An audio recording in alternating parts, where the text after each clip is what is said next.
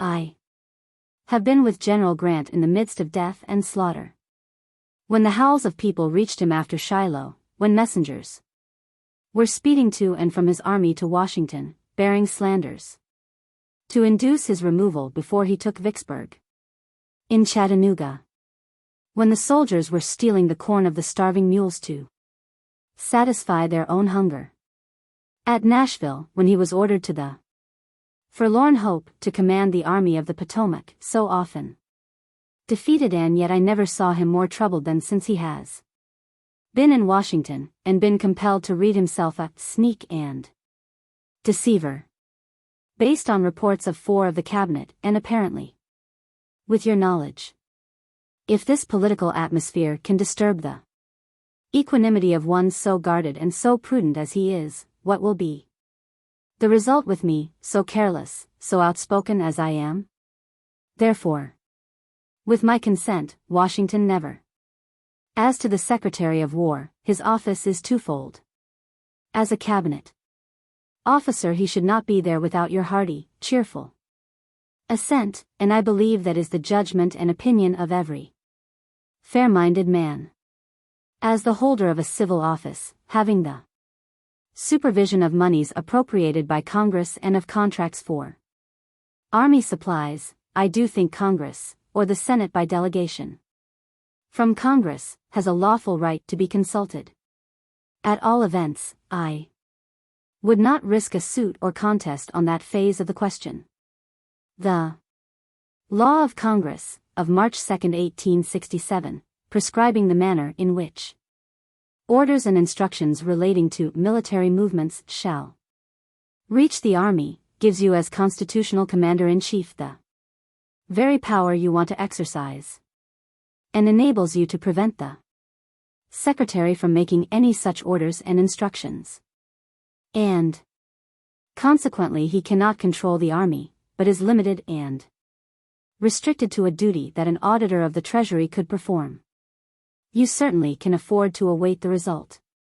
The executive power is not weakened, but rather strengthened.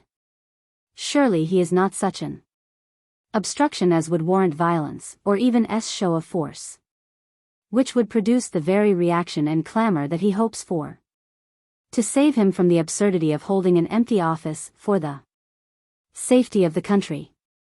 This is so much as I ought to say, and more too, but if it produces the result, I will be more than satisfied, viz., that I be simply allowed to resume my proper post and duties in St. Louis. With great respect, yours truly, W. T. Sherman, Lieutenant General. On the 1st of February, the board of which I was the president submitted to the Adjutant General our draft of the Articles of War and Army Regulations, condensed to a small compass, the result of our war experience. But they did not suit the powers that were, and have ever since slept the sleep that knows no waking, to make room for the ponderous document now in vogue, which will not stand the strain of a week's campaign in real war. I hurried back to St. Louis to escape the political storm I saw brewing. The president repeatedly said to me that he wanted me in Washington, and I as often answered that nothing could tempt me to live in that center of intrigue and excitement. But soon came the following. Headquarters Army of the United States. Washington, February 10, 1868. Dear General, I have received at last the President's reply to my last letter. He attempts to substantiate his statements by his cabinet. In this view, it is important that I should have a letter from you, if you are willing to give it, of what I said to you about the effect of the tenure of office bill, and my object in going to see the President on Saturday before the installment of Mr. Stanton. What occurred after the meeting of the Cabinet on the Tuesday following is not a subject under controversy now. Therefore, if you choose to write down your recollection, and I would like to have it, on Wednesday, when you and I called on the President, and your conversation with him the last time you saw him, make that a separate communication. Your order to come east was received several days ago, but the President withdrew it, I suppose to make some alteration, but it has not been returned. Yours truly. U.S. Grant. Telegram. Washington, D.C., February 18, 1868. Lieutenant General W. T. Sherman, St. Louis. The order is issued ordering you to Atlantic Division. U.S. Grant, General. Telegram. Headquarters Military Division of the Missouri, St. Louis, February 14, 1868. General U.S. Grant, Washington, D.C.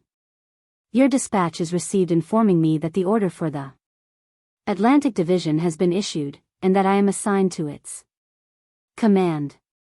I was in hopes I had escaped the danger, and now were I prepared I should resign on the spot, as it requires no foresight. To predict such must be the inevitable result in the end.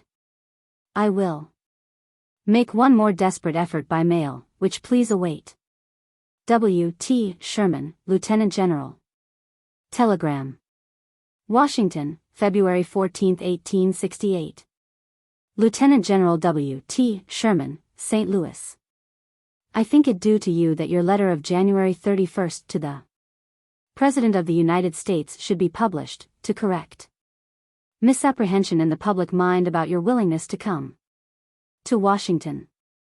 It will not be published against your will. Sent in cipher. Telegram. Headquarters Military Division of the Missouri. St. Louis, Missouri, February 14, 1868. General U.S. Grant, Washington, D.C. Dispatch of today received. Please await a letter I address this day through you to the President, which will in due time reach the public, covering the very point you make. I don't want to come to Washington at all. W. T. Sherman, Lieutenant General. Telegram. Headquarters Military Division of the Missouri. St. Louis, Missouri, February 14, 1868. Honorable John Sherman, United States Senate, Washington, D.C.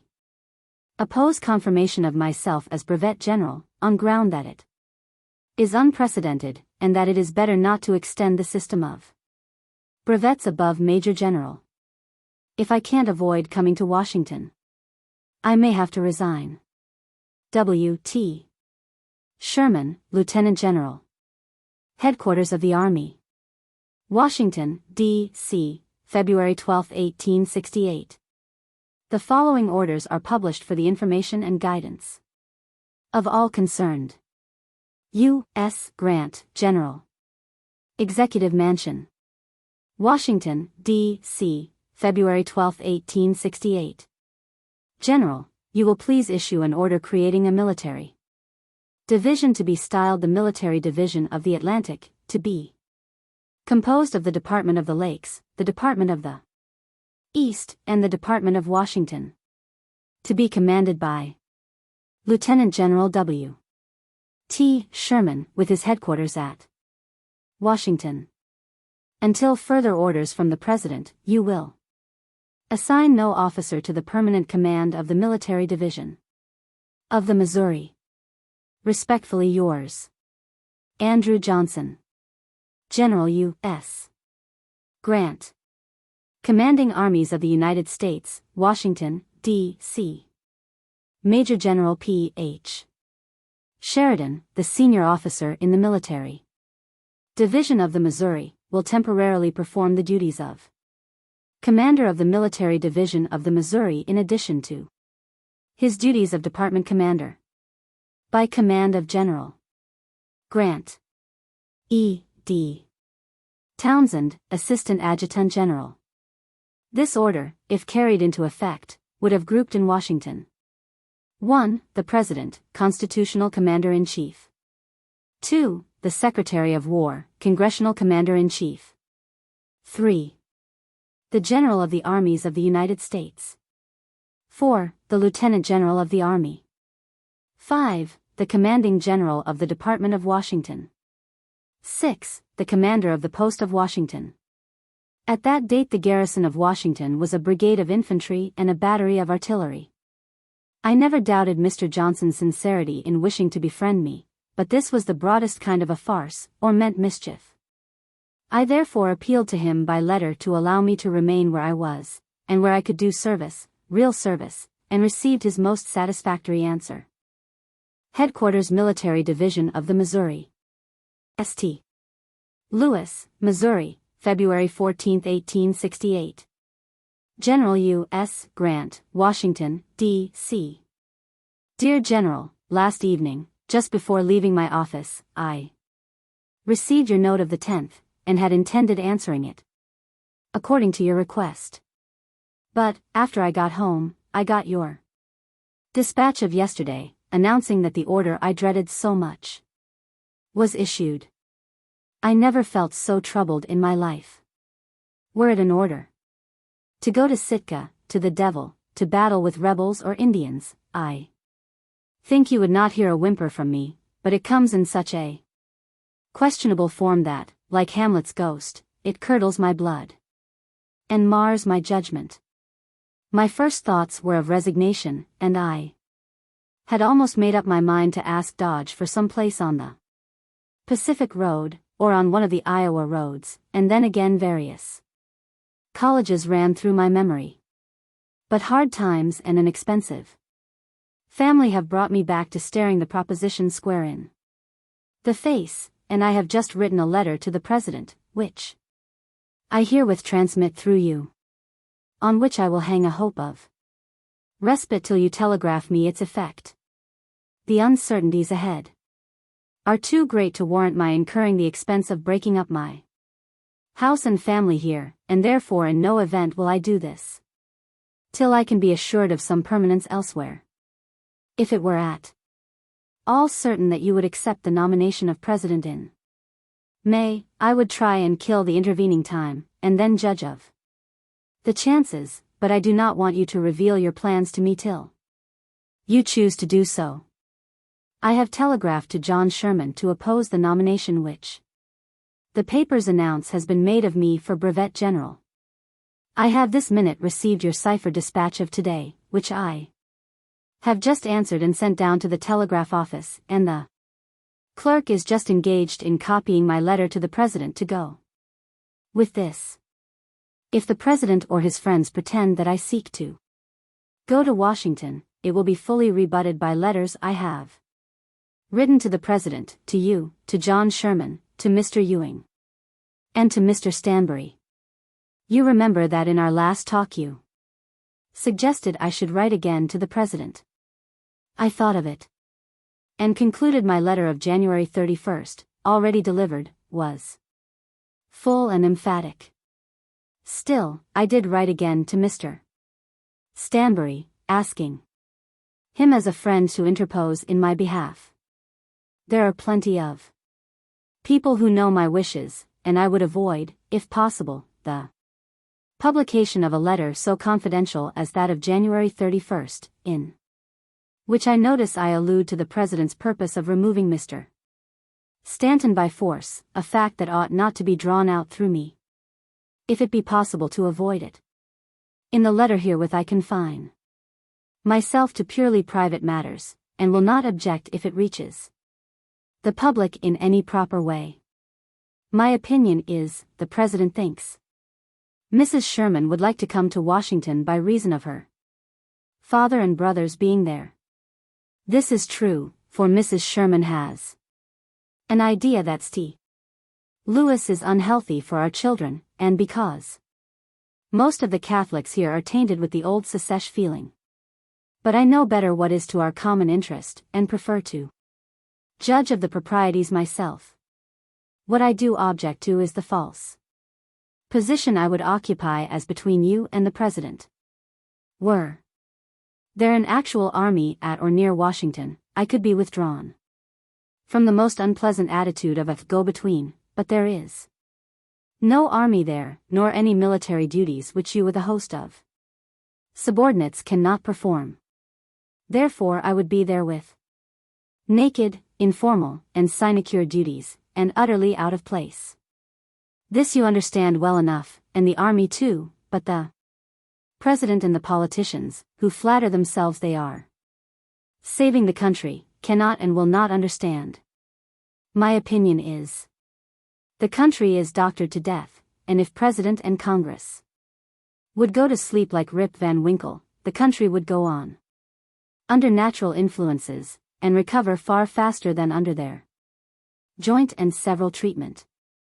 This doctrine would be accounted by Congress, and by the President too, as high treason, and therefore I don't care about saying so to either of them, but I know you can hear anything, and give it just what thought or action it merits.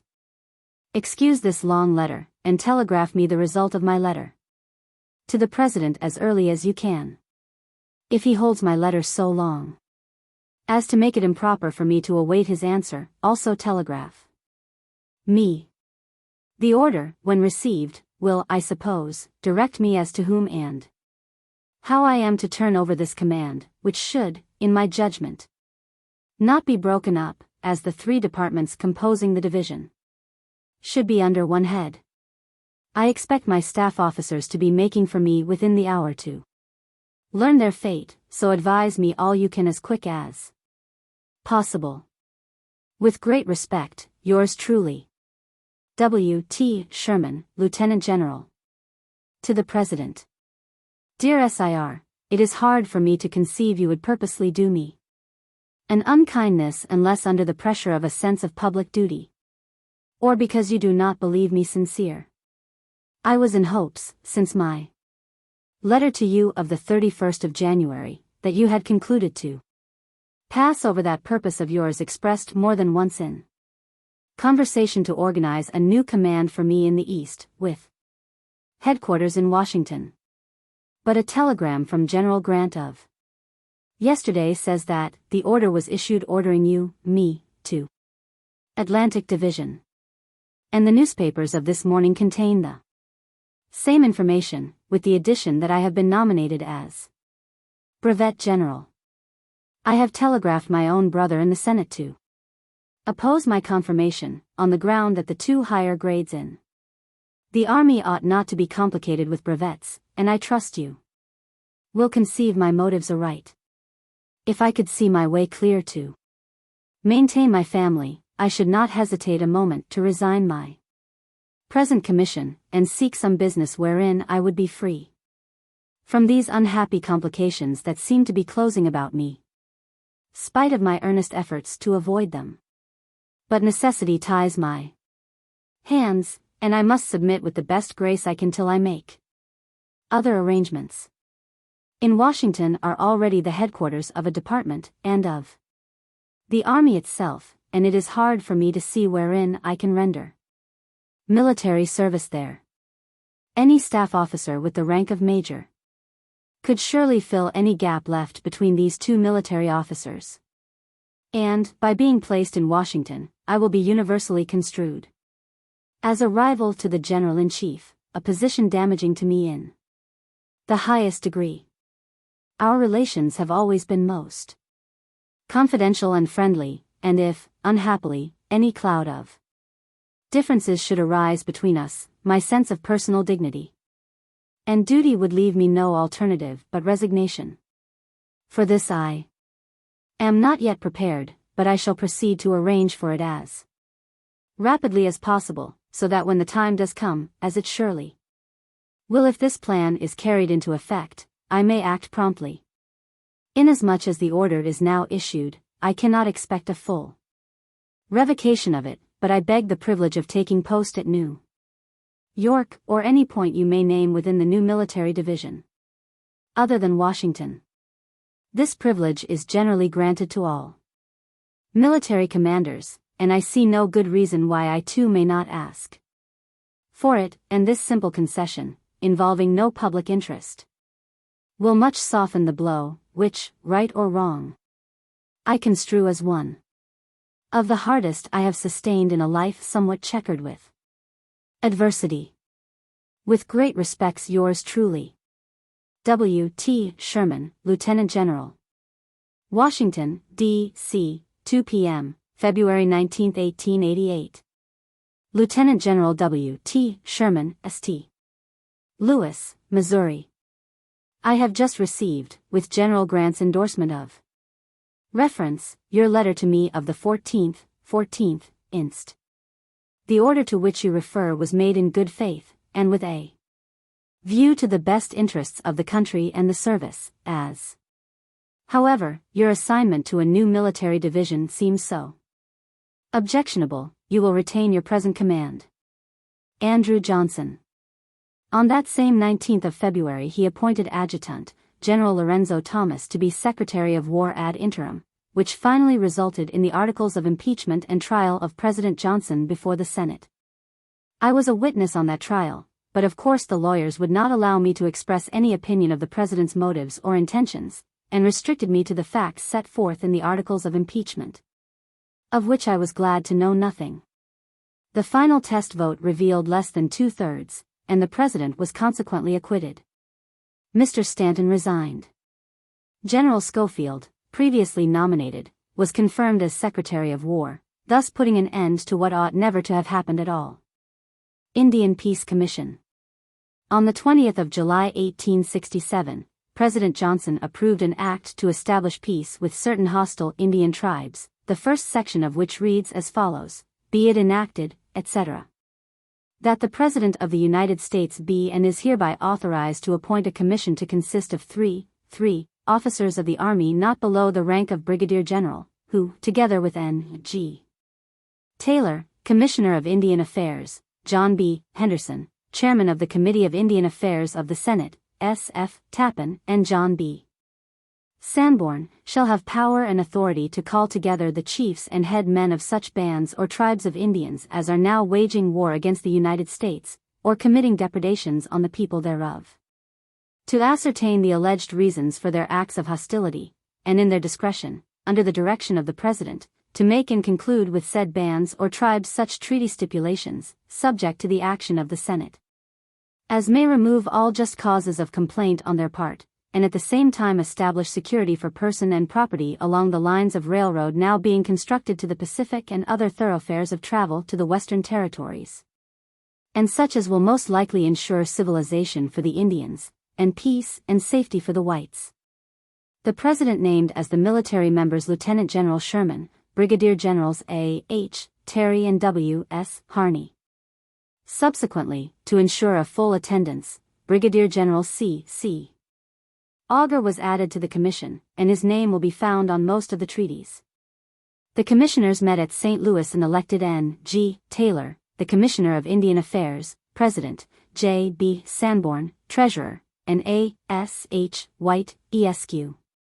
of Washington, D.C., Secretary. The year 1867 was too far advanced to complete the task assigned during that season, and it was agreed that a steamboat, St. John's, should be chartered to convey the commission up the Missouri River, and we adjourned to meet at Omaha. In the St. John's the commission proceeded up the Missouri River, holding informal talks with the Santees at their agency near the Niobrara, the Yankees at Fort Thompson, and the Ogalallas, Minneconjous, Sans Arcs, etc., at Fort Sully.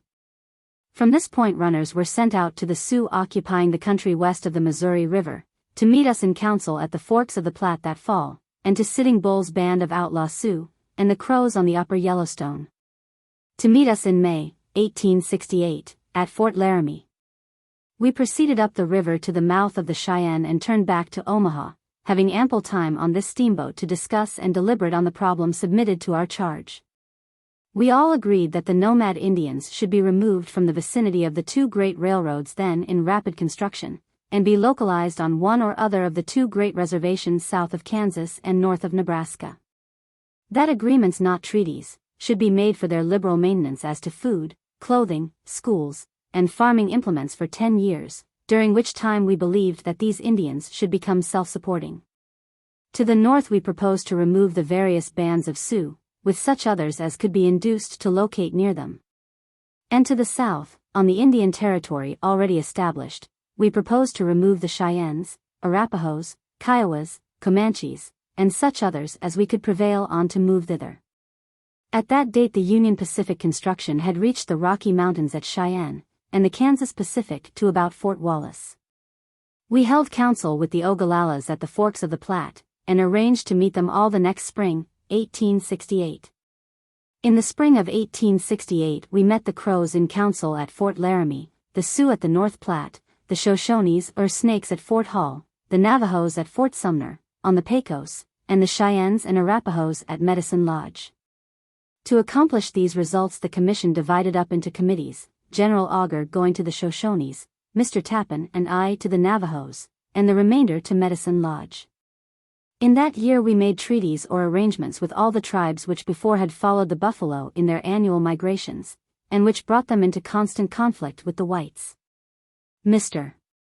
Tappan and I found it impossible to prevail on the Navajos to remove to the Indian Territory, and had to consent to their return to their former home, restricted to a limited reservation west of Santa Fe, about Old Fort Defiance. And there they continue unto this day, rich in the possession of herds of sheep and goats, with some cattle and horses. And they have remained at peace ever since. A part of our general plan was to organize the two great reservations into regular territorial governments, with governor, council, courts, and civil officers. General Harney was temporarily assigned to that of the Sioux at the north, and General Hazen to that of the Kiowas, Comanches, Cheyennes, Arapahoes, etc., etc. At the south, but the patronage of the Indian Bureau was too strong for us, and that part of our labor failed.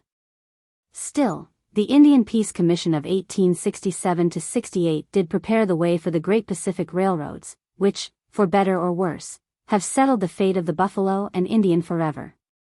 There have been wars and conflicts since with these Indians up to a recent period too numerous and complicated in their detail for me to unravel and record. But they have been the dying struggles of a singular race of brave men fighting against destiny, each less and less violent, till now the wild game is gone, the whites too numerous and powerful. So that the Indian question has become one of sentiment and charity, but not of war. The peace, or Quaker, policy, of which so much has been said, originated about thus. By the Act of Congress, approved March 3, 1869, the 45 regiments of infantry were reduced to 25. And provision was made for the muster out of many of the surplus officers, and for retaining others to be absorbed by the usual promotions and casualties. On the 7th of May of that year, by authority of an Act of Congress approved June 30, 1834, 9 field officers and 59 captains and subalterns were detached and ordered to report to the Commissioner of Indian Affairs, to serve as Indian superintendents and agents. Thus by an old law surplus army officers were made to displace the usual civil appointees, undoubtedly a change for the better, but most distasteful to members of Congress, who looked to these appointments as part of their proper patronage. The consequence was the law of July 15, 1870, which vacated the military commission of any officer who accepted or exercised the functions of a civil officer. I was then told that certain politicians called on President Grant, informing him that this law was chiefly designed to prevent his using army officers for Indian agents, civil offices, which he believed to be both judicious and wise. Army officers, as a rule, being better qualified to deal with Indians than the average political appointees. The President then quietly replied, "Gentlemen, you have defeated my plan of Indian management. But you shall not succeed in your purpose, for I will divide these appointments up among the religious churches, with which you dare not contend." The army officers were consequently relieved of their civil offices, and the Indian agencies were apportioned to the several religious churches in about the proportion of their supposed strength, some to the Quakers, some to the Methodists, to the Catholics, Episcopalians, Presbyterians, etc., etc., and thus it remains to the present time, these religious communities selecting the agents to be appointed by the Secretary of the Interior. The Quakers, being first named, gave name to the policy, and it is called the Quaker policy today. Meantime railroads and settlements by hardy, bold pioneers have made the character of Indian agents of small concern, and it matters little who are the beneficiaries. As was clearly foreseen, General U.S. Grant was duly nominated, and on the 7th of November 1868, was elected President of the United States for the 4 years beginning with March 4, 1869. On the 15th and 16th of December 1868, the 4 societies of the armies of the Cumberland, Tennessee, Ohio, and Georgia, held a joint reunion at Chicago, at which were present over 2,000 of the surviving officers and soldiers of the war. The ceremonies consisted of the joint meeting in Crosby's magnificent opera house, at which General George H. Thomas presided. General W. Belknap was the orator for the Army of the Tennessee, General Charles Cruft for the Army of the Cumberland, General J. D. Cox for the Army of the Ohio, and General William Cogswell for the Army of Georgia. The banquet was held in the vast Chamber of Commerce, at which I presided. General Grant, President-elect, General J. M. Schofield, Secretary of War, General H. W. Slocum, and nearly every general officer of note was present except General Sheridan, who at the moment was fighting the Cheyennes in southern Kansas and the Indian Country. At that time we discussed the Army changes which would necessarily occur in the following March, and it was generally understood that I was to succeed General Grant as General-in-Chief, but as to my successor, Meade, Thomas, and Sheridan were candidates. And here I will remark that General Grant, afterward famous as the Silent Man, used to be very gossipy, and no one was ever more fond than he of telling anecdotes of our West Point and early Army life. At the Chicago reunion he told me that I would have to come to Washington, that he wanted me to effect a change as to the general staff, which he had long contemplated, and which was outlined in his letter to Mr. Stanton of January 29, 1866, given hereafter, which had been repeatedly published, and was well known to the military world. That on being inaugurated President on the 4th of March he would retain General Schofield as his Secretary of War until the change had become habitual. That the modern custom of the Secretary of War giving military orders to the Adjutant General and other staff officers was positively wrong and should be stopped. Speaking of General Grant's personal characteristics at that period of his life, I recall a conversation in his carriage, when, riding down Pennsylvania Avenue, he inquired of me in a humorous way, "Sherman, what special hobby do you intend to adopt?" I inquired what he meant, and he explained that all men had their special weakness or vanity, and that it was wiser to choose one's own than to leave the newspapers to affix one less acceptable, and that for his part he had chosen the horse. So that when anyone tried to pump him he would turn the conversation to his horse. I answered that I would stick to the theater and balls, for I was always fond of seeing young people happy, and did actually acquire a reputation for dancing, though I had not attempted the waltz or anything more than the ordinary cotilin. Since the war. On the 24th of February 1869, I was summoned to Washington, arriving on the 26th, taking along my aides, Lieutenant Colonels Dayton and Audenried. On the 4th of March General Grant was duly inaugurated President of the United States, and I was nominated and confirmed as General of the Army. Major General P.H. Sheridan was at the same time nominated and confirmed as Lieutenant General, with orders to command the military division of the Missouri, which he did, moving the headquarters from St. Louis to Chicago. And General Meade was assigned to command the military division of the Atlantic, with headquarters at Philadelphia. At that moment General Meade was in Atlanta, Georgia, commanding the 3rd Military District under the Reconstruction Act. And General Thomas, whose post was in Nashville, was in Washington on a court of inquiry investigating certain allegations against General A. B. Dyer, Chief of Ordnance. He occupied the room of the 2nd floor in the building on the corner of H and 15th Streets, since become Wormley's Hotel. I at the time was staying with my brother, Senator Sherman, at his residence, 1321 K Street, and it was my habit each morning to stop at Thomas's room on my way to the office in the War Department to tell him the military news, and to talk over matters of common interest. We had been intimately associated as a man and boy for 30-odd years, and I profess to have had better opportunities to know him than any man then living. His fame as the Rock of Chickamauga was perfect, and by the world at large he was considered as the embodiment of strength, calmness, and imperturbability. Yet of all my acquaintances Thomas worried and fretted over what he construed neglects or acts of favoritism more than any other. At that time he was much worried by what he supposed was injustice in the promotion of General Sheridan, and still more that General Meade should have an eastern station, which compelled him to remain at Nashville or go to the Pacific. General Thomas claimed that all his life he had been stationed in the South or remote West, and had not had a fair share of eastern posts, whereas that General Meade had always been there. I tried to get him to go with me to see President Grant and talk the matter over frankly, but he would not, and I had to act as a friendly mediator. General Grant assured me at the time that he not only admired and respected General Thomas, but actually loved him as a man, and he authorized me in making up commands for the general officers to do anything and everything to favor him. Only he could not recede from his former action in respect to Generals Sheridan and Meade. Prior to General Grant's inauguration, the Army Register showed as Major Generals Halleck, Meade, Sheridan, Thomas, and Hancock. Therefore, the promotion of General Sheridan to be Lieutenant General did not overslaw Thomas, but it did Meade and Halleck. The latter did not expect promotion.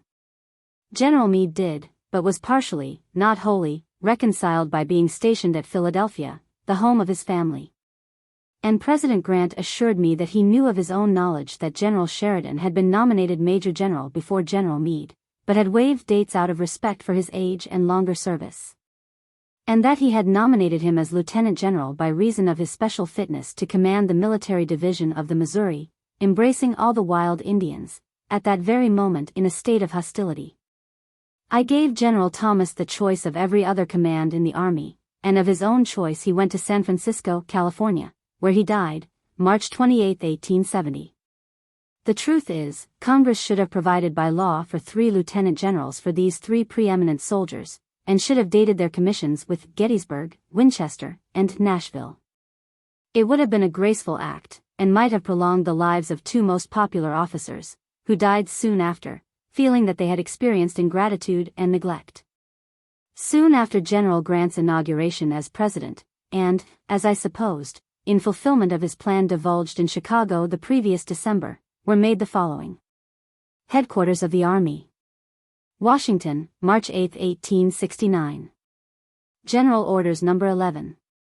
The following orders of the President of the United States are published for the information and government of all concerned. War Department. Washington City, March 5, 1869. By direction of the President, General William T. Sherman will assume command of the Army of the United States. The Chiefs of Staff Corps, Departments, and Bureaus will report to and act under the immediate orders of the General commanding the Army. Any official business which by law or regulation requires the action of the President or Secretary of War will be submitted by the General of the Army to the Secretary of War. And in general all orders from the President or Secretary of War to any portion of the Army, line or staff, will be transmitted through the General of the Army. J. M. Schofield, Secretary of War. By command of the General of the Army. E. D. Townsend, Assistant Adjutant General. On the same day I issued my General Orders No. 12, assuming command and naming all the heads of staff departments and bureaus as members of my staff, adding to my then 3 aides, Colonels McCoy, Dayton, and Audenried, the names of Colonels Comstock, Horace Porter, and Dent. Agreeing with President Grant that the 2 latter could remain with him till I should need their personal services or ask their resignations. I was soon made aware that the heads of several of the staff corps were restive under this new order of things, for by long usage they had grown to believe themselves not officers of the Army in a technical sense, but a part of the War Department, the civil branch of the government which connects the Army with the President and Congress. In a short time General John A. Rawlins, General Grant's former Chief of Staff, was nominated and confirmed as Secretary of War, and soon appeared this order. Headquarters of the Army. Adjutant General's Office, Washington, March 27, 1869. General Orders No. 28. The following orders received for the War Department are published. For the government of all concerned. War Department. Washington City, March 26, 1869. By direction of the President, the order of the Secretary of War. Dated War Department, March 5, 1869, and published in General Orders No. 11, Headquarters of the Army, Adjutant General's Office. Dated March 8, 1869, except so much as directs General W. T. Sherman to assume command of the Army of the United States, is hereby rescinded. All official business which by law or regulations requires the action of the President or Secretary of War will be submitted by the Chiefs of Staff Corps, Departments, and Bureaus to the Secretary of War. All orders and instructions relating to military operations issued by the President or Secretary of War will be issued through the General of the Army, John A. Rawlins, Secretary of War. By command of General Sherman E. D. Townsend, Assistant Adjutant General. Thus we were thrown back on the old method in having a double if not a treble-headed machine. Each head of a bureau in daily consultation with the Secretary of War, and the General to command without an adjutant, quartermaster, commissary, or any staff except his own aides. Often reading in the newspapers of military events and orders before he could be consulted or informed. This was the very reverse of what General Grant, after 4 years' experience in Washington as General-in-Chief, seemed to want, different from what he had explained to me in Chicago. And totally different from the demand he had made on Secretary of War Stanton in his complete letter of January 29, 1866.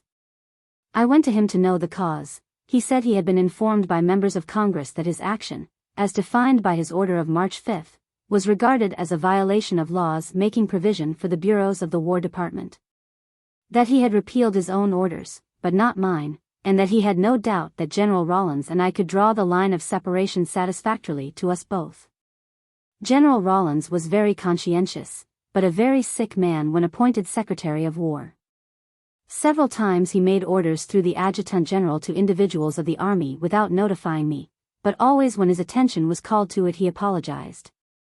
And repeatedly said to me that he understood from his experience on General Grant's staff how almost insulting it was for orders to go to individuals of a regiment, brigade, division, or an army of any kind without the commanding officer being consulted or even advised. This habit is more common at Washington than any place on earth, unless it be in London, where nearly the same condition of facts exists. Members of Congress daily appeal to the Secretary of War for the discharge of some soldier on the application of a mother, or some young officer has to be dry-nursed, withdrawn from his company on the plains to be stationed near home. The Secretary of War, sometimes moved by private reasons, or more likely to oblige the member of Congress, grants the order, of which the commanding general knows nothing till he reads it in the newspapers. Also, an Indian tribe, goaded by the pressure of white neighbors, breaks out in revolt. The General-in-Chief must reinforce the local garrisons not only with men, but horses, wagons, ammunition, and food. All the necessary information is in the staff bureaus in Washington, but the general has no right to call for it, and generally finds it more practicable to ask by telegraph of the distant division or department commanders for the information before making the formal orders. The general in actual command of the army should have a full staff, subject to his own command. If not, he cannot be held responsible for results. General Rawlins sank away visibly, rapidly, and died in Washington, September 6, 1869, and I was appointed to perform the duties of his office till a successor could be selected. I realized how much easier and better it was to have both offices conjoined. The Army then had one constitutional commander-in-chief of both Army and Navy, and one actual commanding general, bringing all parts into real harmony. An army to be useful must be a unit, and out of this has grown the saying, attributed to Napoleon, but doubtless spoken before the days of Alexander, that an army with an inefficient commander was better than one with two able heads. Our political system and methods, however, demanded a separate Secretary of War, and in October President Grant asked me to scan the list of the volunteer generals of good record who had served in the Civil War, preferably from the West. I did so, and submitted to him in writing the names of W. W. Belknap of Iowa, G. M. Dodge, the chief engineer of the Union Pacific Railroad, and Lucius Fairchild, of Madison, Wisconsin. I also named General John W. Sprague, then employed by the Northern Pacific Railroad in Washington Territory. General Grant knew them all personally, and said if General Dodge were not connected with the Union Pacific Railroad, with which the Secretary of War must necessarily have large transactions, he would choose him, but as the case stood, and remembering the very excellent speech made by General Belknap at the Chicago reunion of December, 1868, he authorized me to communicate with him to ascertain if he were willing to come to Washington as Secretary of War. General Belknap was then the Collector of Internal Revenue at Keokuk, Iowa. I telegraphed him and received a prompt and favorable answer. His name was sent to the Senate, promptly confirmed, and he entered on his duties October 25, 1869.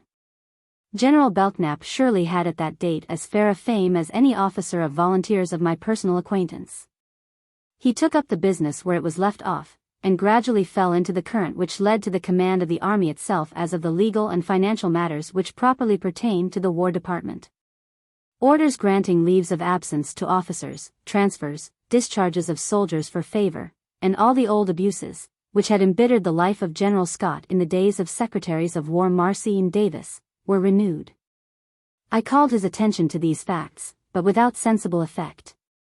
My office was under his in the old War Department, and one day I sent my aide-de-camp, Colonel Audenried, up to him with some message, and when he returned red as a beet, very much agitated. He asked me as a personal favor never again to send him to General Belknap.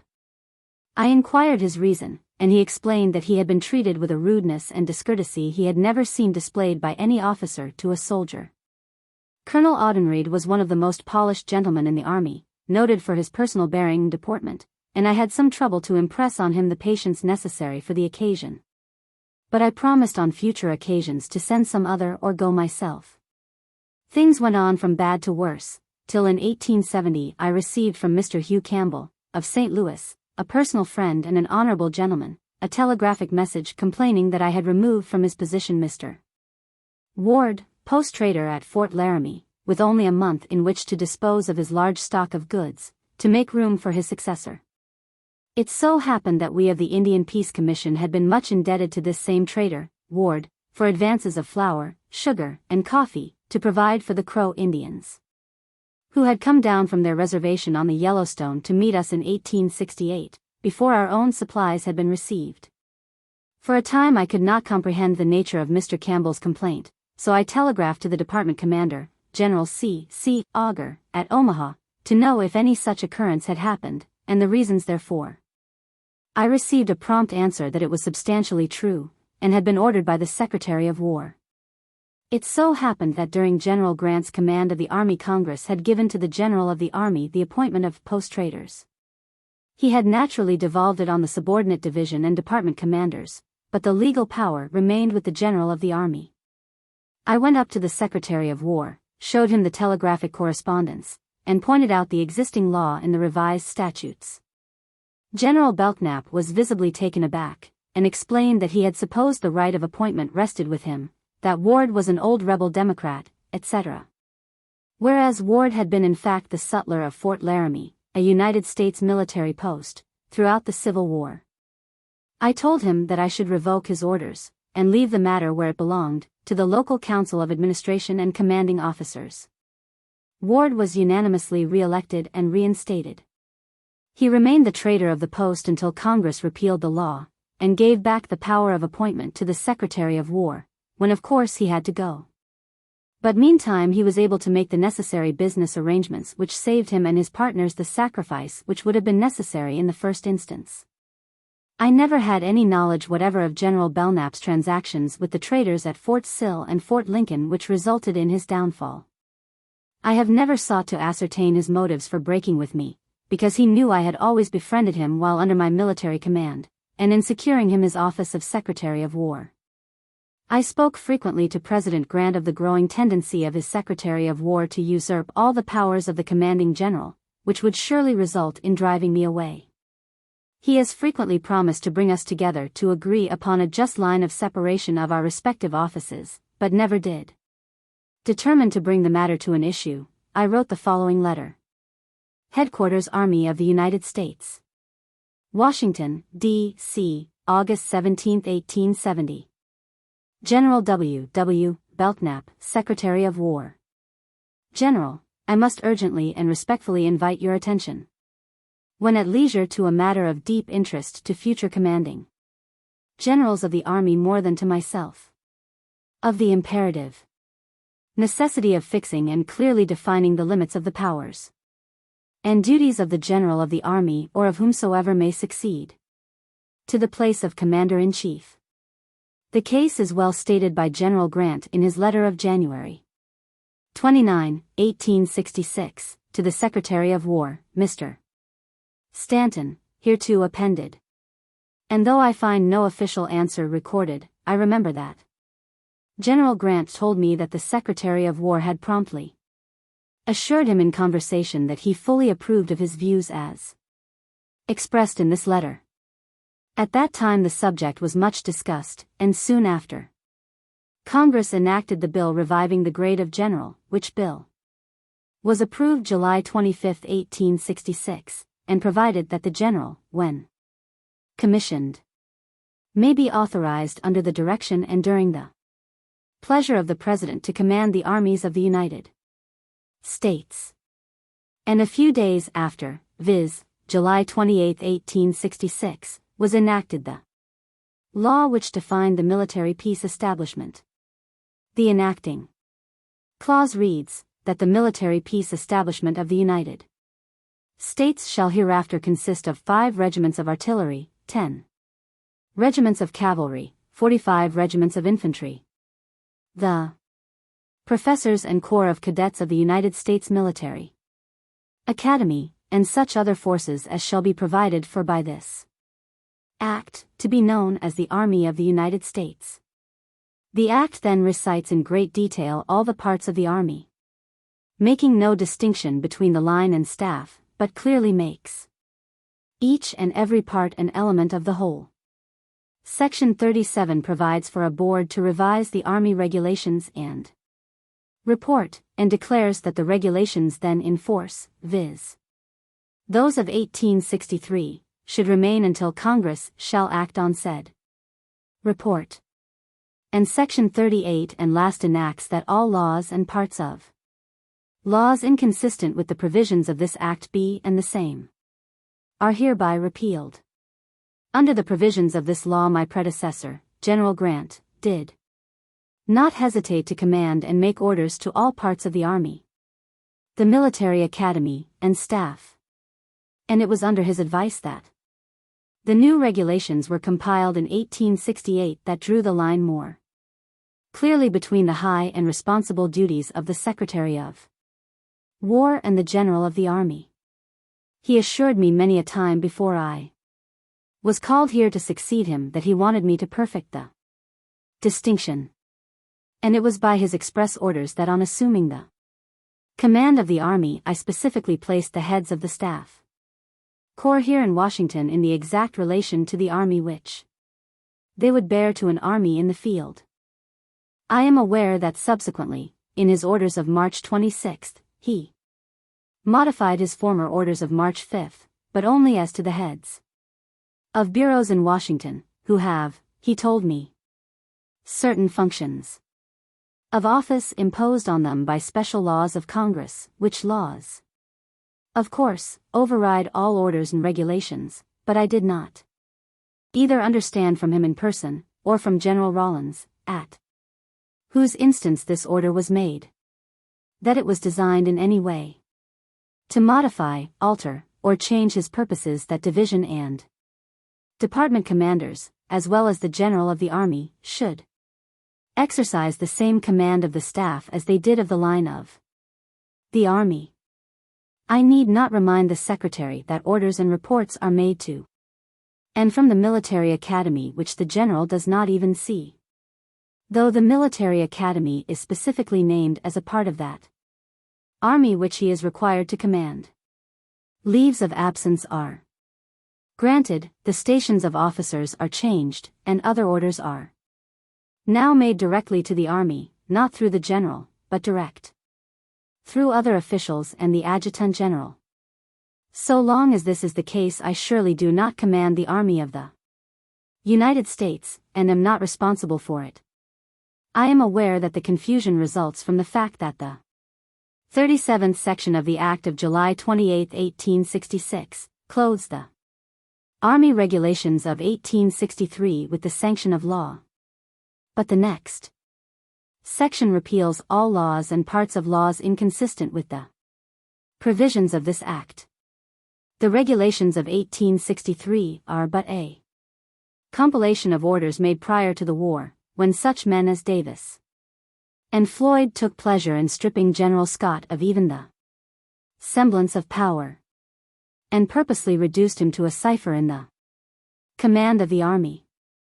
Not one word can be found in those regulations speaking of the duties of the lieutenant general commanding the army or defining a single act of authority rightfully devolving on him. Not a single mention is made of the rights and duties of a commander-in-chief of the army. He is ignored, and purposely, too, as a part of the program resulting in the rebellion, that the army without a legitimate head should pass into the anarchy which these men were shaping for the whole country. I invite your attention to the Army Regulations of 1847, when our best soldiers lived, among whom was your own father, and see paragraphs 48 and 49, page 8, and they are so important that I quote them entire. 48. The military establishment is placed under the orders of the Major General Commanding-in-Chief in all that regards its discipline and military control. Its fiscal arrangements properly belong to the administrative departments of the staff and to the Treasury Department under the direction of the Secretary of War. 49. The General of the Army will watch over the economy of the service in all that relates to the expenditure of money, supply of arms, ordnance and ordnance stores, clothing, equipments, camp equipage, medical and hospital stores, barracks, quarters, transportation, military academy, pay, and subsistence, in short, everything which enters into the expenses of the military establishment, whether personal or material. He will also see that the estimates for the military service are based on proper data and made for the objects contemplated by law and necessary to the due support and useful employment of the army. In carrying into effect these important duties, he will call to his counsel and assistance the staff, and those officers proper, in his opinion, to be employed in verifying and inspecting all the objects which may require attention. The rules and regulations established for the government of the army, and the laws relating to the military establishment, are the guides to the commanding general in the performance of his duties. Why was this, or why was all mention of any field of duty for the head of the army left out of the Army Regulations? Simply because Jefferson Davis had a purpose, and absorbed to himself, as Secretary of War, as General Grant well says, all the powers of Commander-in-Chief. Floyd succeeded him, and the last regulations of 1863 were but a new compilation of their orders, hastily collected and published to supply a vast army with a new edition. I contend that all parts of these regulations inconsistent with the law of July 28, 1866, are repealed. I surely do not ask for any power myself, but I hope and trust, now, when we have a military president and a military secretary of war, that in the new regulations to be laid before Congress next session, the functions and duties of the Commander-in-Chief will be so clearly marked out and defined that they may be understood by himself and the army at large. I am, with great respect, your obedient servant, W. T. Sherman, General. Enclosure. Washington, January 29, 1866. Honorable E. M. Stanton, Secretary of War. From the period of the difficulties between Major General, now Lieutenant General, Scott with Secretary Marcy, during the administration of President Polk, the command of the army virtually passed into the hands of the Secretary of War. From that day to the breaking out of the rebellion, the General-in-Chief never kept his headquarters in Washington, and could not, consequently, with propriety resume his proper functions. To administer the affairs of the army properly, headquarters and the Adjutant General's office must be in the same place. During the war, while in the field, my functions as commander of all the armies was never impaired, but were facilitated in all essential matters by the administration and by the War Department. Now, however, that the war is over, and I have brought my headquarters to the city, I find my present position embarrassing. And, I think, out of place. I have been intending, or did intend, to make the beginning of the new year the time to bring this matter before you, with the view of asking to have the old condition of affairs restored. But from diffidence about mentioning the matter, have delayed. In a few words I will state what I conceive to be my duties and my place, and ask respectfully to be restored to them. And the entire Adjutant General's office should be under the entire control of the General-in-Chief of the Army. No orders should go to the Army, or the Adjutant General, except through the General-in-Chief. Such as require the action of the President would be laid before the Secretary of War, whose actions would be regarded as those of the President. In short, in my opinion, the General-in-Chief stands between the President and the Army in all official matters, and the Secretary of War is between the Army, through the General-in-Chief, and the President. I can very well conceive that a rule so long disregarded could not, or would not, be restored without the subject being presented, and I now do so respectfully for your consideration. U.S. Grant, Lieutenant General. General Belknap never answered that letter. In August, 1870, was held at Des Moines, Iowa, an encampment of old soldiers which I attended, en route to the Pacific, and at Omaha received this letter. Long Branch, New Jersey, August 18, 1870. General W. T. Sherman. Dear General, your letter of the 7th INST did not reach Long Branch until after I had left for St. Louis, and consequently is just before me for the first time. I do not know what changes recent laws, particularly the last Army bill passed, make in the relations between the General of the Army and the Secretary of War. Not having this law or other statutes here, I cannot examine the subject now, nor would I want to without consultation with the Secretary of War. On our return to Washington I have no doubt but that the relations between the Secretary and yourself can be made pleasant, and the duties of each be so clearly defined as to leave no doubt where the authority of one leaves off and the other commences. My own views, when commanding the Army, were that orders to the Army should go through the General. No changes should be made, however, either of the location of troops or officers, without the knowledge of the Secretary of War. In peace, the General commanded them without reporting to the Secretary farther than he chose the specific orders he gave from time to time, but subjected himself to orders from the Secretary, the latter deriving his authority to give orders from the President. As Congress has the right, however, to make rules and regulations for the government of the Army, rules made by them, whether they are as they should be or not, will have to govern. As before stated, I have not examined the recent law. Yours truly, U.S. Grant. To which I replied. Omaha, Nebraska, September 2, 1870. General U.S. Grant, Washington, D.C. Dear General, I have received your most acceptable letter of August 18th, and assure you that I am perfectly willing to abide by any decision you may make. We had a most enthusiastic meeting at Des Moines, and General Belknap gave us a fine, finished address.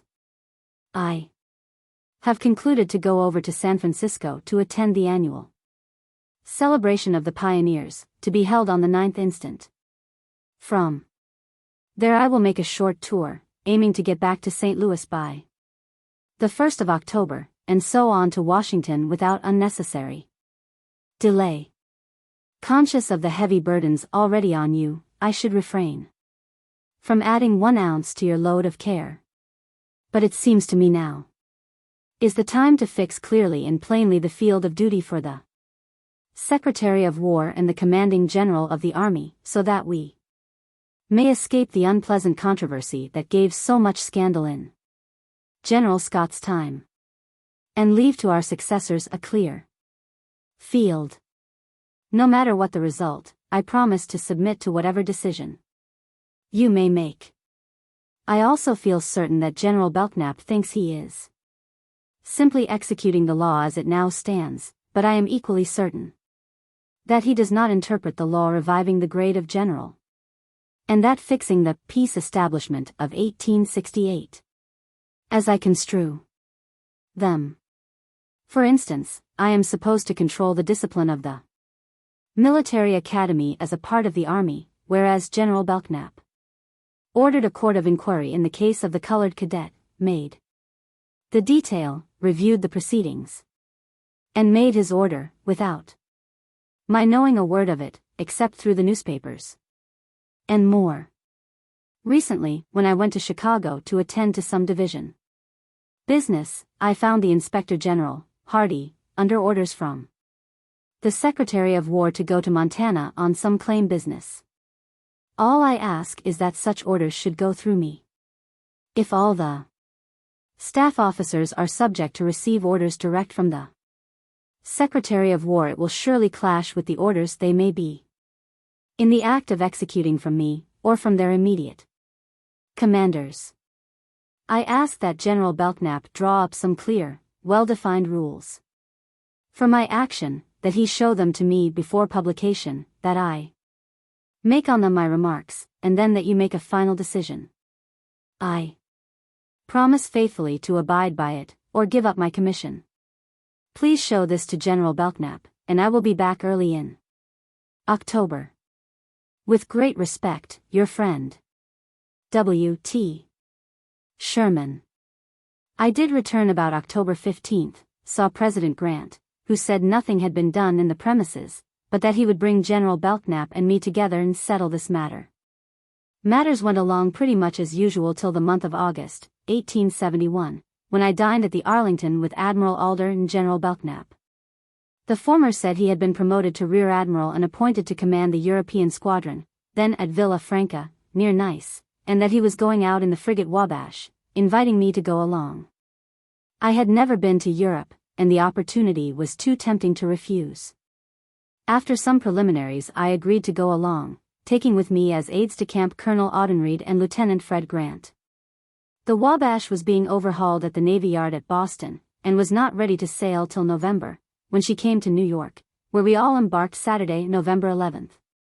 I have very full notes of the whole trip, and here need only state that we went out to the island of Madeira, and thence to Cadiz and Gibraltar.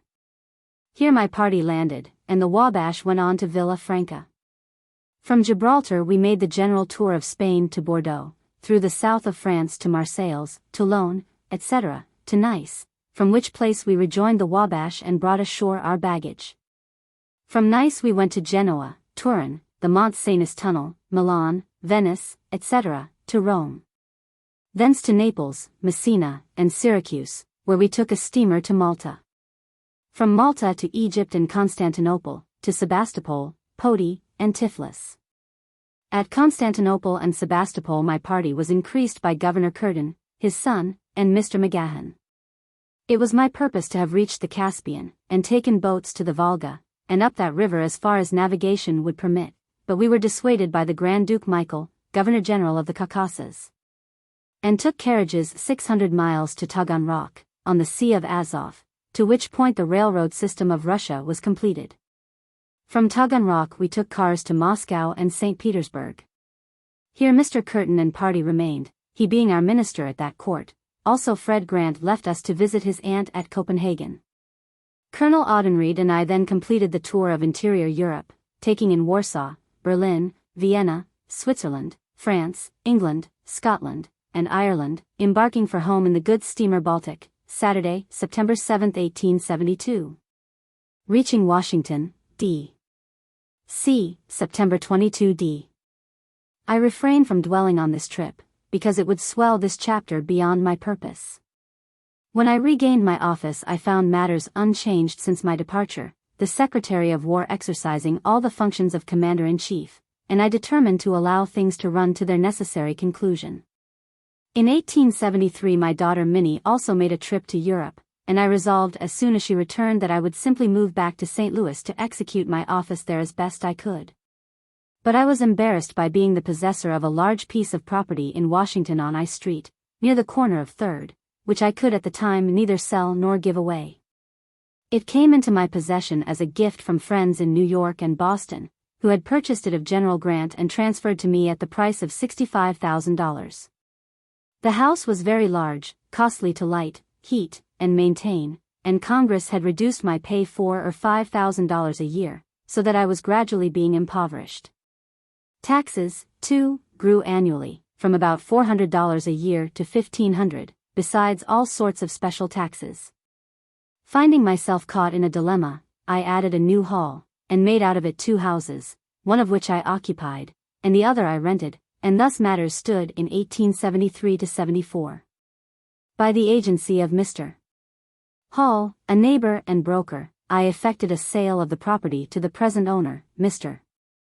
Emery, at a fair price, accepting about half payment in notes, and the other half in a piece of property on E Street, which I afterward exchanged for a place in Site Brillante, a suburb of St. Louis, which I still own. Being thus footloose, and having repeatedly notified President Grant of my purpose, I wrote the Secretary of War on the 8th day of May, 1874, asking the authority of the President and the War Department to remove my headquarters to St. Louis. On the 11th day of May General Belknap replied that I had the assent of the President and himself, enclosing the rough draft of an order to accomplish this result, which I answered on the 15th, expressing my entire satisfaction. Only requesting delay in the publication of the orders till August or September, as I preferred to make the changes in the month of October. On the 3d of September these orders were made. War Department, Adjutant General's Office, Washington, September 8th. General Orders No. 108. With the assent of the President, and at the request of the General, the headquarters of the armies of the United States will be established at St. Louis, Missouri, in the month of October. Next. The regulations and orders now governing the functions of the General of the Army, and those in relation to transactions of business with the War Department and its bureaus, will continue in force.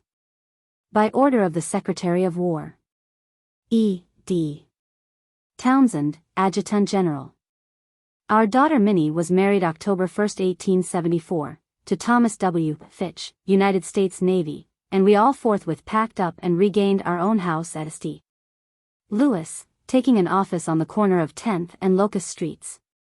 The only staff I brought with me were the aides allowed by law, and, though we went through the forms of command, I realized that it was a farce, and it did not need a prophet to foretell it would end in a tragedy. We made ourselves very comfortable, made many pleasant excursions into the interior, had a large correspondence, and escaped the mortification of being slighted by men in Washington who were using their temporary power for selfish ends. Early in March, 1676, appeared in all the newspapers of the day the sensational report from Washington that Secretary of War Belknap had been detected in selling sutlerships in the army. That he had confessed it to Representative Blackburn, of Kentucky, that he had tendered his resignation, which had been accepted by the President, and that he was still subject to impeachment, would be impeached and tried by the Senate. I was surprised to learn that General Belknap was dishonest in money matters, for I believed him a brave soldier, and I sorely thought him honest. But the truth was soon revealed from Washington, and very soon after I received from Judge Alphonso Taft, of Cincinnati, a letter informing me that he had been appointed Secretary of War, and should insist on my immediate return to Washington. I answered that I was ready to go to Washington, or anywhere, if assured of decent treatment. I proceeded to Washington, when, on the 6th of April, were published these orders. General Orders No. 28. The following orders of the President of the United States are hereby promulgated for the information and guidance of all concerned. The headquarters of the Army are hereby re-established at Washington City, and all orders and instructions relative to military operations or affecting the military control and discipline of the Army issued by the President through the Secretary of War, shall be promulgated through the General of the Army, and the departments of the Adjutant General and the Inspector General shall report to him, and be under his control in all matters relating thereto. By order of the Secretary of War. E. D. Townsend, Adjutant General. This was all I had ever asked. Accordingly my personal staff were brought back to Washington, where we resumed our old places. Only I did not, for some time, bring back the family, and then only to a rented house on 15th Street, which we occupied till we left Washington for good. During the period from 1876 to 1884 we had as Secretaries of War in succession, the Hons. Alphonso Taft, J. D. Cameron, George W. McCrary, Alexander Ramsey, and R. T. Lincoln, with each and all of whom I was on terms of the most intimate and friendly relations. And here I will record of Washington that I saw it, under the magic hand of Alexander R. Shepard, grow from a straggling, ill-paved city, to one of the cleanest, most beautiful, and attractive cities of the whole world. Its climate is salubrious, with as much sunshine as any city of America. The country immediately about it is naturally beautiful and romantic, especially up the Potomac, in the region of the Great Falls. And, though the soil be poor as compared with that of my present home, it is susceptible of easy improvement and embellishment. The social advantages cannot be surpassed even in London, Paris, or Vienna. And among the resident population, the members of the Supreme Court, Senate, House of Representatives, Army, Navy, and the several executive departments, may be found an intellectual class one cannot encounter in our commercial and manufacturing cities. The student may, without tax and without price, have access, in the libraries of Congress and of the several departments, to books of every nature and kind. And the museums of natural history are rapidly approaching a standard of comparison with the best of the world. Yet it is the usual and proper center of political intrigue, from which the Army especially should keep aloof, because the Army must be true and faithful to the powers that be, and not be subjected to a temptation to favor one or other of the great parties into which our people have divided, and will continue to divide, it may be, with advantage to the whole. It would be a labor of love for me, in this connection, to pay a tribute of respect, by name, to the many able and most patriotic officers with whom I was so long associated as the commanding generals of military divisions and departments, as well as staff officers. But I must forego the temptation, because of the magnitude of the subject, certain that each and all of them will find biographers better posted and more capable than myself. And I would also like to make recognition of the hundreds of acts of most graceful hospitality on the part of the officers and families at our remote military posts in the days of the adobe, the jackal, and dugout, when a board floor and a shingle roof were luxuries expected by none except the commanding officer. I can see, in memory, a beautiful young city-bred lady, who had married a poor second lieutenant, and followed him to his post on the plains, whose quarters were in a dugout 10 feet by about 15, 7 feet high, with a dirt roof. 4 feet of the walls were the natural earth, the other 3 of sod, with holes for windows and corn sacks for curtains. This little lady had her Saratoga trunk, which was the chief article of furniture. Yet, by means of a rug on the ground floor, a few candle boxes covered with red cotton calico for seats, a table improvised out of a barrel head, and a fireplace and chimney excavated in the back wall or bank, she had transformed her hole in the ground into a most attractive home for her young warrior husband. And she entertained me with a supper consisting of the best of coffee, fried ham, cakes, and jellies from the commissary, which made on my mind an impression more lasting than have any one of the hundreds of magnificent banquets I have since attended in the palaces and mansions of our own and foreign lands. Still more would I like to go over again the many magnificent trips made across the interior plains, mountains, and deserts before the days of the completed Pacific Railroad, with regular dougherties drawn by 4 smart mules. One soldier with carbine or loaded musket in hand seated alongside the driver. 2 in the back seat with loaded rifles swung in the loops made for them, the lightest kind of baggage, and generally a bag of oats to supplement the grass, and to attach the mules to their camp. With an outfit of 2, 3, or 4 of such, I have made journeys of as much as 1,800 miles in a single season, usually from post to post, averaging in distance about 200 miles a week. With as much regularity as is done today by the steam car, it's 500 miles a day. But those days are gone, and, though I recognize the great national advantages of the more rapid locomotion, I cannot help occasionally regretting the change. One instance in 1866 rises in my memory, which I must record. Returning eastward from Fort Garland, we ascended the Rocky Mountains to the Sangre de Cristo Pass. The road descending the mountain was very rough and sidling. I got out with my rifle, and walked ahead about 4 miles, where I awaited my dougherty. After an hour or so I saw, coming down the road, a wagon, and did not recognize it as my own till quite near. It had been upset, the top all mashed in, and no means at hand for repairs. I consequently turned aside from the main road to a camp of cavalry near the Spanish Peaks, where we were most hospitably received by Major A. and his accomplished wife. They occupied a large hospital tent, which about a dozen beautiful greyhounds were free to enter at will. The ambulance was repaired, and the next morning we renewed our journey, escorted by the Major and his wife on their fine saddle horses. They accompanied us about 10 miles of the way. And, though age has since begun to tell on them, I shall ever remember them in their pride and strength as they galloped alongside our wagons down the long slopes of the Spanish Peaks in a driving snowstorm.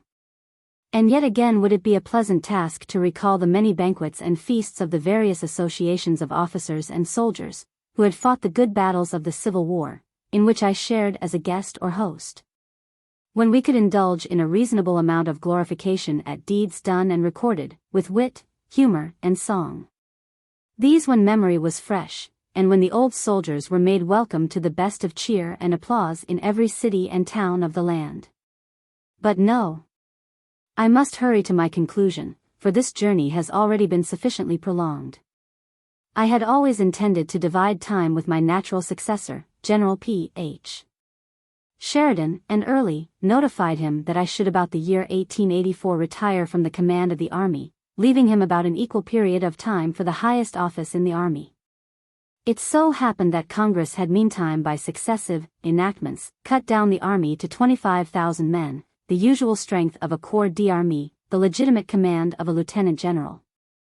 Up to 1882 officers not disabled by wounds or sickness could only avail themselves of the privileges of retirement on application, after 30 years of service, at 62 years of age. But on the 30th of June 1882, a bill was passed which, by operation of the law itself, compulsorily retired all army officers, regardless of rank, at the age of 64 years.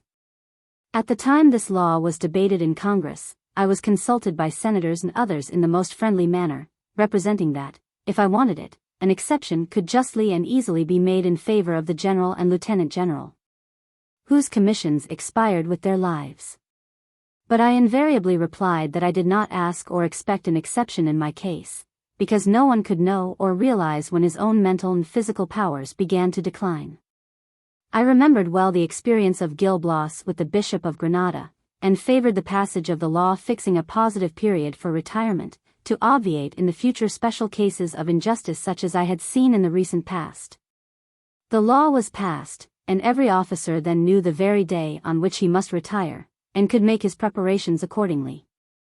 In my own case the law was liberal in the extreme, being without reduction in his current pay and allowances. I would be 64 years old on the 8th of February 1884, a date inconvenient to move, and not suited to other incidents, so I resolved to retire on the first day of November, 1883, to resume my former home at St. Louis, and give my successor ample time to meet the incoming Congress, but, preliminary thereto, I concluded to make one more tour of the continent, going out to the Pacific by the northern route and returning by that of the 35th parallel. This we accomplished, beginning at Buffalo, June 21st, and ending at St. Louis, Missouri, September 30, 1883, a full and most excellent account of which can be found in Colonel Tidball's diary, which forms part of the report of the General of the Army for the year 1883. Before retiring also, as was my duty, I desired that my aides-de-camp who had been so faithful and true to me should not suffer by my act. All were to retain the rank of colonels of cavalry till the last day, February 8, 1884. But meantime each secured places, as follows. Colonel O. M. Poe was Lieutenant Colonel of the Engineer Corps, United States Army, and was by his own choice assigned to Detroit in charge of the engineering works on the Upper Lakes, which duty was most congenial to him. Colonel J. C. Tidball was assigned to command the artillery school at Fort Monroe, by virtue of his commission as Lieutenant Colonel, 3rd Artillery, a station for which he was specially qualified. Colonel John E. Tourtelot was then entitled to promotion to Major of the 7th Cavalry, a rank in which he could be certain of an honorable command. The only remaining aide-de-camp was Colonel John M. Bacon, who utterly ignored self in his personal attachment to me. He was then a captain of the 9th Cavalry, but with almost a certainty of promotion to be Major of the 7th before the date of my official retirement, which actually resulted. The last two accompanied me to St. Louis, and remained with me to the end. Having previously accomplished the removal of my family to St. Louis, and having completed my last journey to the Pacific, I wrote the following letter. Headquarters Army United States. Washington, D.C., October 8, 1883. Honorable R. T. Lincoln, Secretary of War. SIR, by the Act of Congress, approved June 30, 1882, all Army officers are retired on reaching the age of 64 years. If living, I will attain that age on the 8th day of February, 1884. But as that period of the year is not suited for the changes necessary on my retirement, I have contemplated anticipating the event by several months, to enable the President to meet these changes at a more convenient season of the year, and also to enable my successor to be in office before the assembling of the next Congress. I therefore request authority to turn over the command of the Army to Lieutenant General Sheridan on the 1st day of November, 1883. And that I be ordered to my home at St. Louis, Missouri, there to await the date of my legal retirement. And inasmuch as for a long time I must have much correspondence about war and official matters, I also ask the favor to have with me for a time my two present aides-de-camp, Colonels J. E. Tourtelot and J. M. Bacon. The others of my personal staff, viz., Colonels O. M. Poe and J. C. Tidball, have already been assigned to appropriate duties in their own branches of the military service, the engineers and artillery. All should retain the rank and pay as aides-de-camp until February 8, 1884. By or before the 1st day of November I can complete all official reports, and believe I can surrender the Army to my successor in good shape and condition, well provided in all respects, and distributed for the best interests of the country. I am grateful that my physical and mental strength remain unimpaired by years, and am thankful for the liberal provision made by Congress for my remaining years, which will enable me to respond promptly to any call the President may make for my military service or judgment as long as I live. I have the honor to be your obedient servant, W. T. Sherman, General.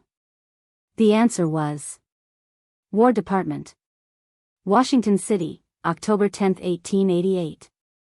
General W. T. Sherman, Washington, D.C.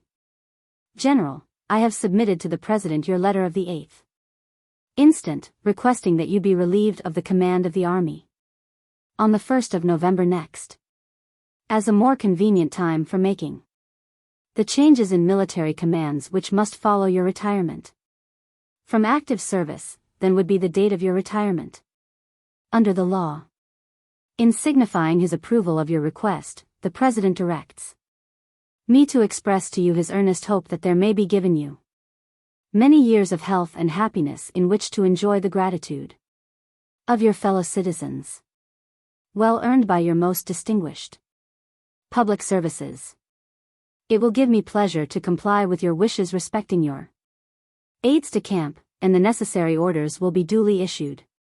I have the honor to be, General, your obedient servant, Robert T. Lincoln, Secretary of War.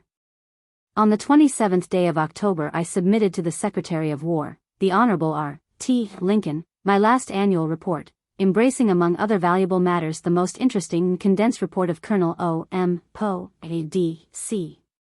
of the original conception, progress, and completion of the 4 great transcontinental railways, which have in my judgment done more for the subjugation and civilization of the Indians than all other causes combined, and have made possible the utilization of the vast area of pasture lands and mineral regions which before were almost inaccessible, for my agency in which I feel as much pride as for my share in any of the battles in which I took part. Promptly on the 1st of November were made the following general orders, and the command of the Army of the United States passed from me to Lieutenant General P.H. Sheridan, with as little ceremony as would attend the succession of the lieutenant colonel of a regiment to his colonel about to take a leave of absence. Headquarters of the Army. Washington, November 1, 1885. General Orders No. 77.